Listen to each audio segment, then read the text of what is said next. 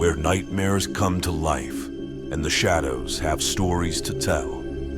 If you're brave enough to stick around, hit that subscribe button and turn on notifications, because you never know when the next story will creep up on you. Now, settle in, turn down the lights, and get ready for a journey into the unknown. This is Campfire, where fear has a voice.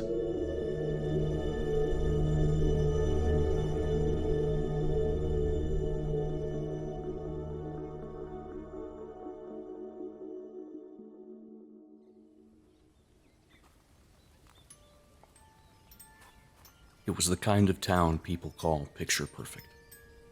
An all-American place with quiet streets, trimmed lawns, and a high school football team that always made the playoffs. The kind of place where fall meant crisp air, marching bands, and homecoming dances. Maple leaves turned gold and red and drifted through the neighborhoods like confetti. Every porch had a pumpkin, and every street had a story. But even picture-perfect towns have shadows. And just beyond the edge of town, past the last row of houses, there's a trail that leads into the desert. That is where the cave is.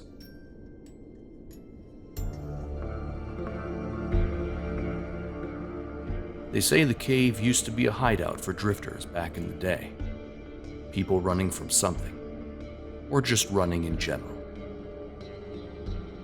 But over the years, stories started to build up around it. How people would hear strange whispers down in the dark. Some said it was the wind through the cracks, but others swore it was the voices of the dead. There's even a story that someone once crawled in too deep, past the main chamber, and down a side tunnel, where the walls get so narrow you have to go in on your stomach.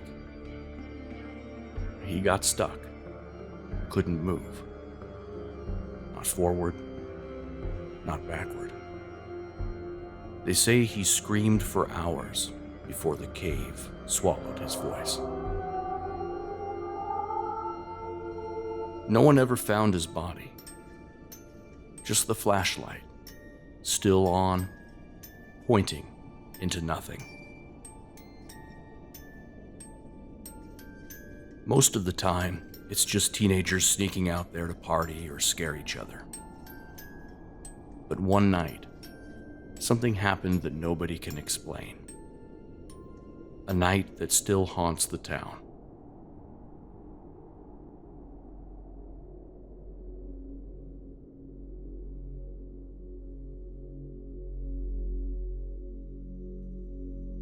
It was the middle of autumn.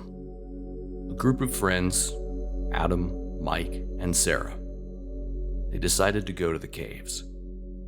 Adam and Mike had been best friends since they were kids, but lately things had gotten weird. Mike was moving on, playing soccer, dating Sarah. And Adam, well, Adam was slipping. He wasn't the same guy anymore. Quiet, distant, always staring off, like he was listening to something no one else could hear. Sarah was new to their dynamic. She was Mike's high school girlfriend, a cheerleader type, trendy, and totally not into the outdoors. The desert freaked her out, the bugs annoyed her, and she wasn't thrilled about crawling into some creepy cave. But she came along for Mike, and Adam didn't hide how he felt about her. He barely looked at her, and when he did, it was like she was an unwelcome guest in some private memory. Mike had been trying to keep things normal, so when Adam called him up and asked him to hang out at the caves like old times, Of course, he agreed. Figured it would be a good way to patch things up. Plus, Adam insisted that Sarah come along. Said it would be fun. They drove out there just after sunset, parked at the old dirt turnout, and walked the rest of the way through the brush. The cave entrance looked like a yawning mouth, a giant hole in the ground, black as pitch, with the air colder inside than it should have been. They climbed down the rusted metal ladder, one after another. And when their feet hit the stone floor, the echoes bounced off the walls. Adam flicked on the flashlight, shining it around like he was searching for something. Mike cracked a joke to lighten the mood, but Adam didn't laugh, just stared into the dark. "Hey," Adam said, voice suddenly low. "You guys ever hear the story about the kids who came down here? Never came out." Sarah frowned. "Is this a joke?" Adam shook his head slowly. "2 boys, 1 girl, just like us. Came down here years ago. One of them brought a knife. He said it was to protect them, in case they saw anything. But he already knew what he was going to do." The light dimmed as Adam slowly turned the beam toward Mike and Sarah. He continued. He told them he heard a voice in the dark. Said it gave him permission. Told him what he had to do to make them stay with him forever.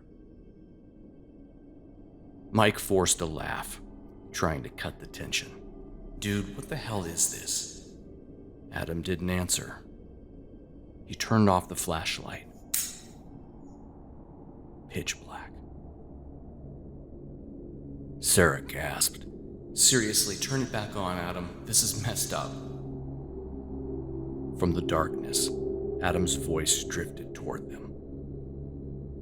The voice said they'd never leave him again. That if he hurt them, they'd be his. Down here. Always. Mike moved quickly, fumbling for his lighter, hands shaking. The small flame cast eerie shadows on the jagged walls. "Adam, cut the crap," Mike said, his voice trembling. "This isn't funny." But Adam wasn't laughing. A low whisper slithered through the cave. Not quite Adam's voice. Deeper. Slower. "Do you hear it too, Mike? It's been talking to me for days." Sarah clung to Mike, trying to stay calm, her voice sharp now. "We're leaving, right now." A cold draft slid past them. It wasn't just air. It felt wrong. The light flickered, and for just a moment, in the glow of the flame, Mike saw something behind Adam. A shape. Tall. Still. Watching. The flame went out. "Adam, what was that?" Mike's voice broke. No answer. Then the flashlight snapped on again, its beam steady and harsh, aimed down a long, narrow tunnel, deeper into the cave. "It wants me to show you something," Adam whispered. "Wants you to understand."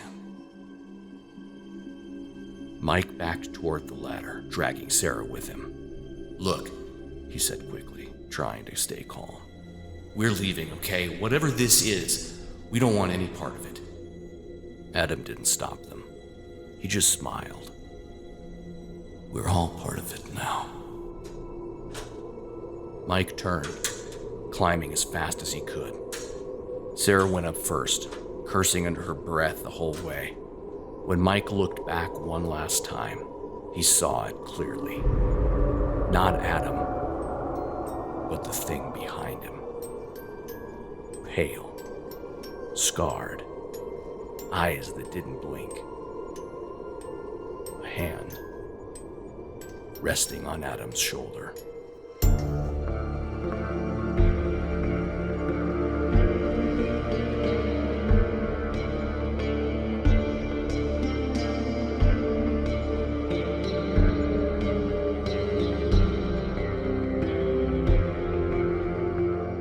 Adam never came back. His mom filed a missing persons report. The police searched the desert, even the cave, but came up empty. A week later, Mike went back to the cave. He didn't tell anyone. He just couldn't let it go. Maybe he thought Adam had just run off. Maybe he wanted to believe it was all just a sick joke. Maybe Adam would be there. He climbed down alone, flashlight shaking in his hand. The deeper he went, the colder it got. He passed the main chamber, stepped over the place where they'd stood that night. And then he saw it. Adam's hoodie, crumpled near the tunnel wall. Mike stepped closer and saw something underneath it. A hand, then an arm, then a body, half covered in dirt and rock, pale and twisted. He stumbled back, screamed and ran. Police came back and searched the tunnels again the next day. And they found the body, positively identified as Adam. But they never found the head. They sealed the cave after that and tried to put it behind them. But Mike never forgot. Not just because of what he saw, but because every once in a while, when he thinks too hard about that night, when he lets his thoughts slip back into that dark place, he swears that he feels a hand on his shoulder and a whisper in his ear that says, "Come home. Come home." Autumn Angel Psychiatric Center, this is Dr. Hansen. Oh, hello, Mrs. Gates. Yes, Mike is doing just fine. However, he is still hearing voices, and he has described a few times through the day that a hand is touching his shoulder. He's taking his medications without any trouble, but we're hoping to see some more progress over the next couple of weeks. I think we're still on track to keep him here for another 6 weeks. Yeah, we'll keep you posted. Unfortunately, after many years and many efforts to stabilize Mike, we finally made the decision that he would remain in our care indefinitely.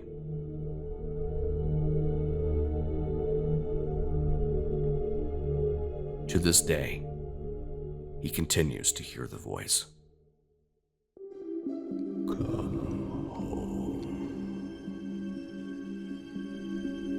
Come home.